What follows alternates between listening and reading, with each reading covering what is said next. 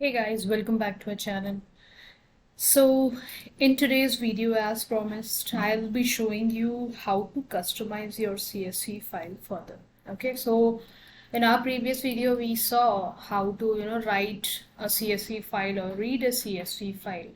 So now we will be seeing how you can further customize it, right? So like how you can filter your CSV file, how you can rename, or how you can add a new variable to your CSV file, right? So before getting started, if you are new to the channel, please go ahead and subscribe to our channel to receive the latest updates, the latest videos on coding, whether it's R programming, Python, C, C++, HTML, CSS, Java, JavaScript, and whatnot. And stay tuned till the end of the video, and don't forget to hit the like button if you like the video. So let's get started. So first of all, in order to work with a CSV file, I'll first of all create a data frame, okay, and I'll perform all the operations on that particular data frame, whether it's related to filtering or whether it's adding a new variable or a new data, okay. And at the last, I will be writing that particular data frame into a new CSV file, right?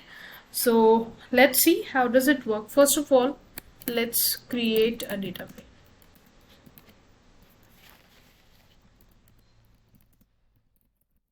Okay, so how do you create a data frame? Let's take a variable, let's say, okay, so that's the variable, and inside that I'll write data.frame, and let's say I take some variables. So suppose I'll take ID, or let's say jersey number. Okay, so jersey number, so it will be something like this. So 8 9 7 2 1, and that's it. Okay, these are some jersey numbers. Fine. Next I'll take names.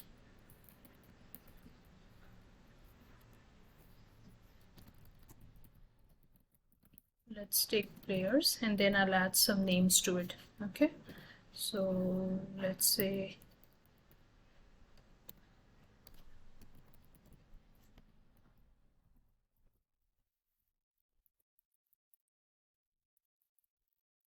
so these are some elements which I have added to the players. Okay, so let's add one more. Fine.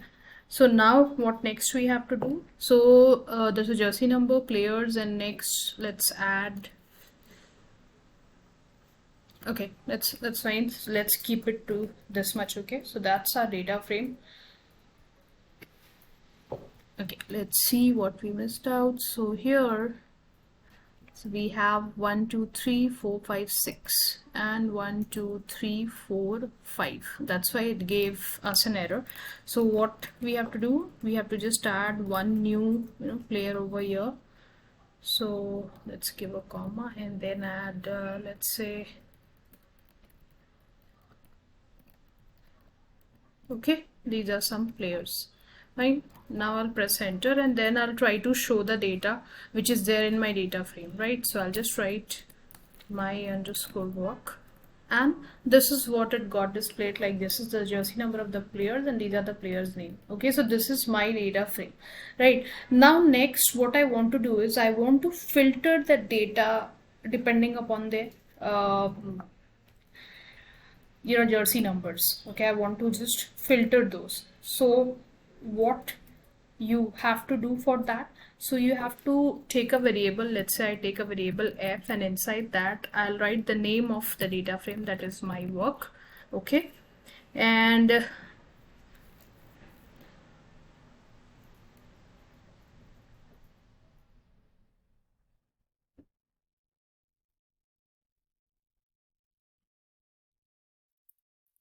after that I'll just write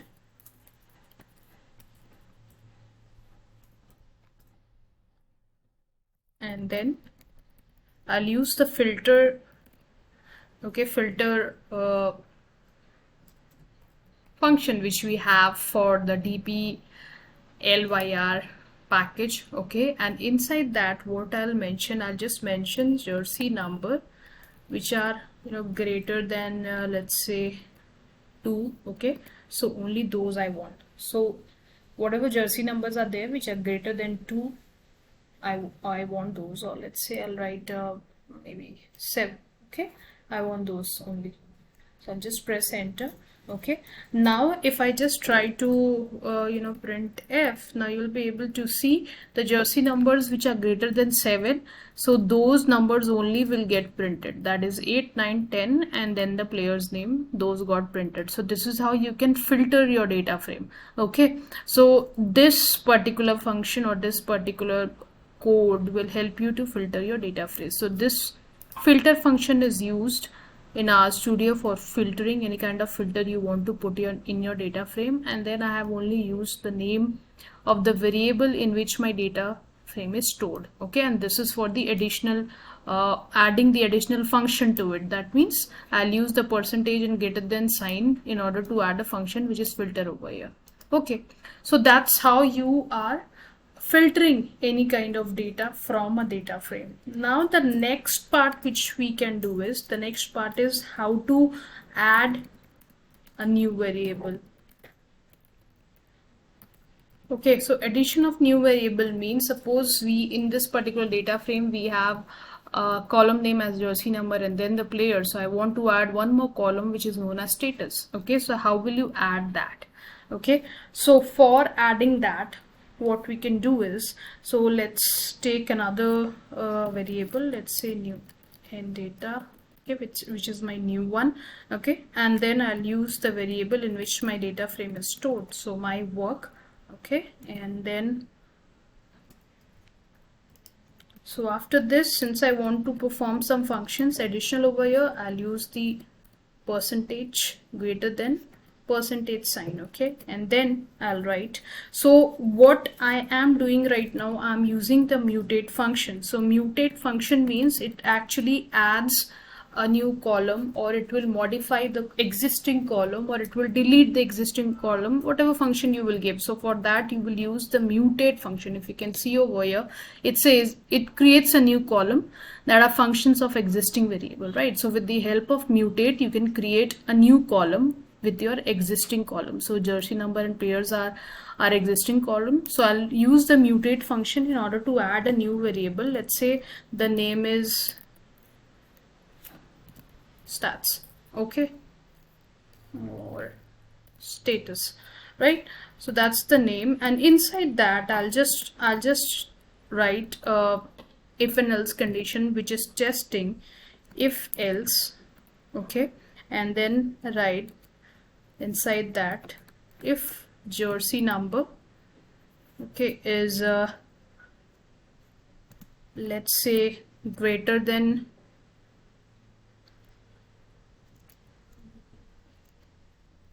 let's say greater than 8. Okay, if the jersey number is greater than 8, then the status would be retired, else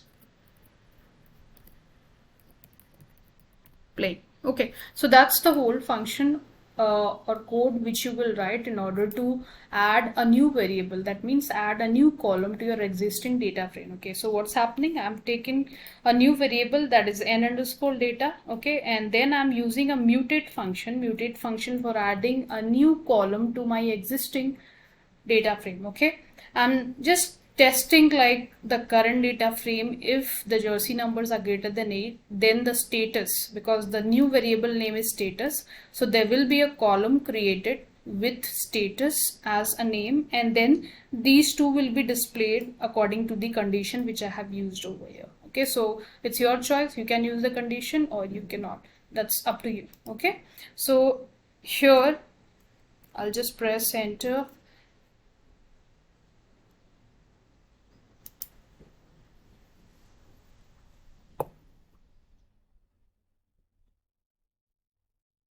And I'll just try to run this.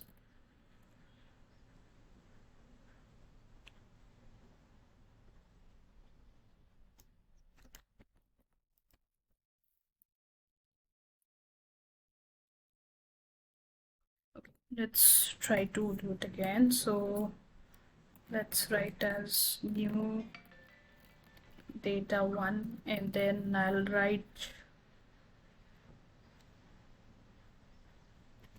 my work. Okay, and then okay, and in the next line what you'll do, so mutate, and then suppose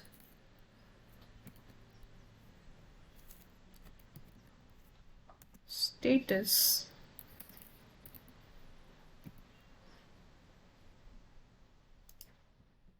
okay, and then the condition I'll just write. So here the condition would be jersey number, right? So jersey number greater than suppose 8, then I'll just display the type. Okay, this is what it should be displayed. So yes.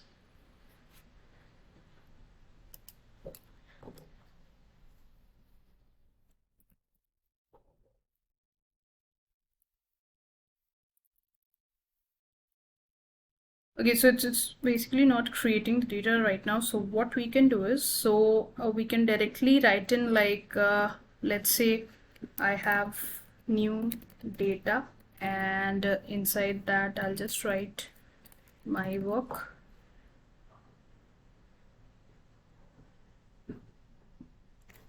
Okay, I'll just write F, and then inside that I'll try to, add this, that is percentage greater than percentage, and then I'll use this one. Okay, and then I'll press enter. So basically what will happen, like when you do this, so whoever is the jersey number is greater than 8, so the status, there will be a column status which will be added, and it will show retired. Another one will be shown as playing. Okay, so that is how the whole thing will be working. Fine.